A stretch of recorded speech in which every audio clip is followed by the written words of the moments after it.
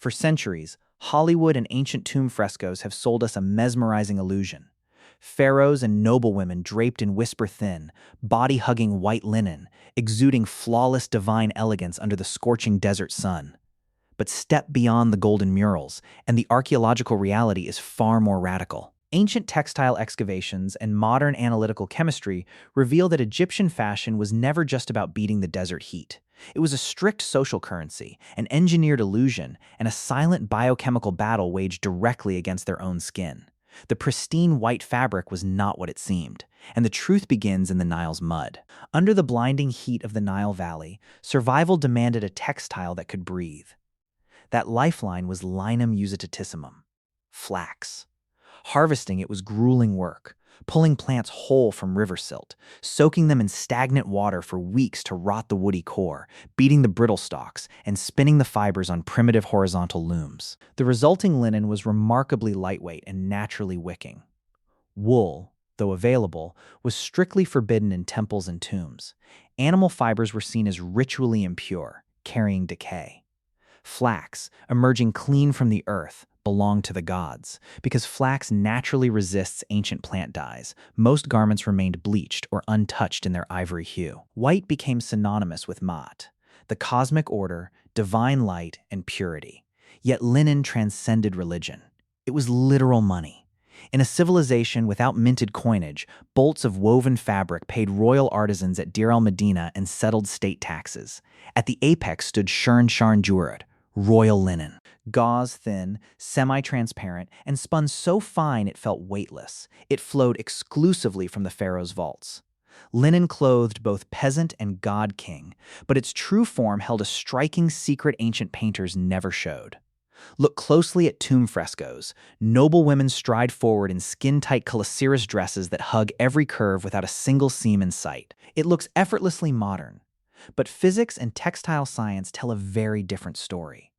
Flax fibers possess virtually zero natural elasticity. An authentic, skin-tight sheath dress would have functioned like a wooden cast, rendering walking, sitting, or bending completely impossible. The sensual cling seen in tomb art was ancient Egypt's version of Photoshop, an idealized, ritualized depiction symbolizing youth, fertility, and immortal perfection. Archaeological reality emerged from the dust when excavators recovered the Tarkan dress, a 5,000-year-old garment now in London's Patry Museum. It was tailored, baggy, and relaxed, cut for practical motion, featuring loose sleeves and deliberately gathered fabric. Yet, wealth found another way to announce itself: razor-sharp pleats.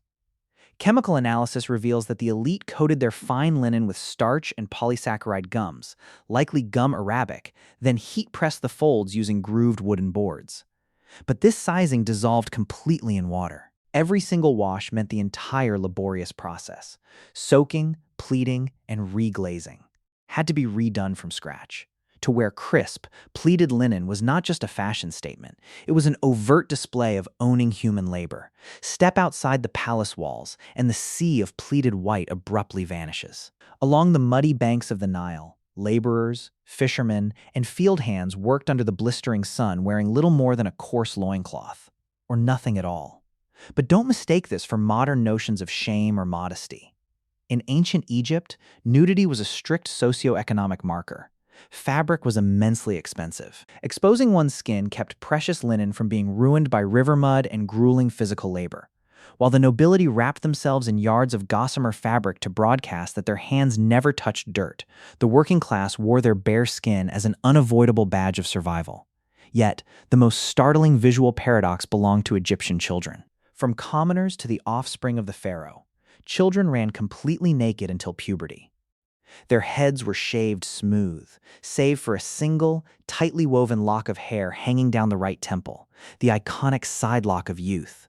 Modeled after the infant god Horus, this hairstyle served as a magical shield against disease and early death. Under the watchful protection of Bez, the dwarf god of household safety, the ritual cutting of this braid marked the sacred threshold of adulthood.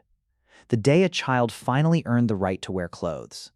Have you ever wondered how a society could view total nudity not as taboo, but as a pure measure of class and divine protection? Because as extreme as their social dress codes were, the biochemical rituals the elite inflicted upon their own bodies were far more radical.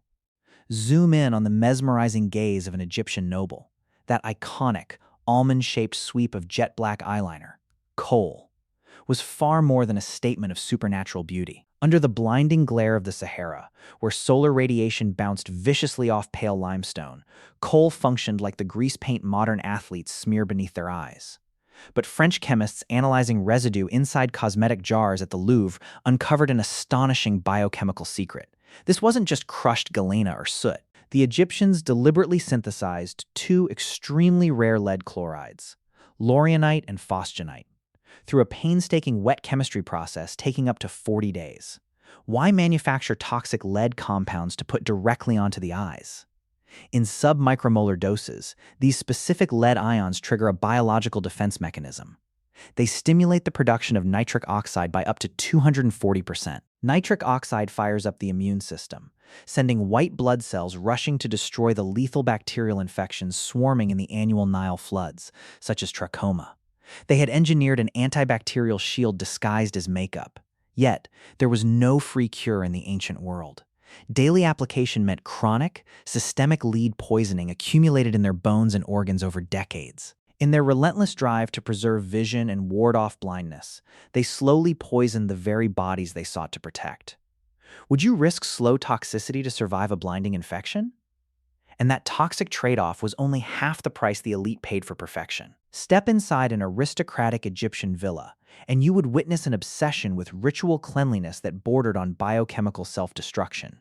To achieve the divine ideal of spotless skin, nobles scrubbed themselves with natron, a natural, highly alkaline salt mixture with a caustic half between 9 and 11. While it effectively dissolved body odor and stripped away desert grit, it violently destroyed the skin's protective acid mantle, leaving the barrier raw, microtorn, and severely dehydrated. To soothe the searing irritation, they slathered their faces with heavy, resinous unguents of frankincense, myrrh, and animal fats. Have you ever wondered what happens when you combine an obliterated skin barrier with occlusive, pore-clogging oils under a sweltering North African sun? It created the ultimate incubator for anaerobic bacteria. The Ebers Papyrus, an ancient medical scroll dating to 1500 BCA, explicitly details treatments for acute, painful, inflamed acne cysts that plagued the upper classes. When Howard Carter unsealed Tutankhamun's tomb, he found multiple cosmetic jars specifically formulated with remedies to heal the young pharaoh's chronic facial blemishes. The immaculate, flawless skin portrayed on golden funerary masks was a total facade. Their pursuit of holy purity had birthed an exclusive disease of luxury. Pull back from the golden death masks and the hundreds of meters of sacred linen bound tightly around ancient mummies. What we see in these fragile fibers is not just an obsession with luxury under a blazing desert sun. It was a sophisticated, high-stakes system where cosmic belief, strict social hierarchy, and pioneering biochemical experimentation collided.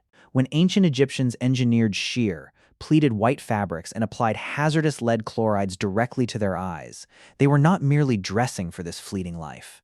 They were engineering their bodies for eternity. And every time modern runways evoke those sheer silhouettes or bold, dark sweeps of kohl, we are echoing a silent, ancient paradox that our timeless pursuit of beauty, status, and survival has always come with a cost.